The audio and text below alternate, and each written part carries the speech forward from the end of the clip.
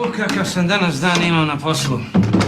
Kažem, imao sam težak dan. Ti znaš da smo mi razvedeni? Znam, pa šta? A mi se onda obraćaš. Jel te opet zvala ona žvalava Nata?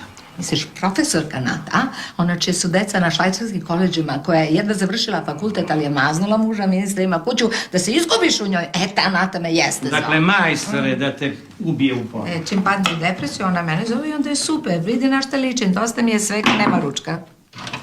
Zdravo, Majo, kakav sam danas Šta dan je imao briga kakav si dan imao? Ti katastrofa. primećiš da si me nervozna. Jel, a što? Prodala me ona đubre. Ko je? Maca, aj napolje. Majo. Šta Majo, napolje? Ne lupaj tim vratima! Kad ti budeš kupila ta vrata, onda zapovedi kako da se zatvaraju. Kako to veze ima? Kada ti budeš kupila ta vrata, onda objašnjavaj! Ne mogu da slušam! Mi smo te rodili, ima da nas slušaš! Ja sam rađala, a ti si potrošio 2 puta po 3 minuta! Jo, kakav sam dan imala, mene nije! Što si udarila? Šta se dere? Zbog žvalave Nate Sama biješ je tražila. Ti nisi normalna. Ja sam ih rodila, ja ću da ih pobijem,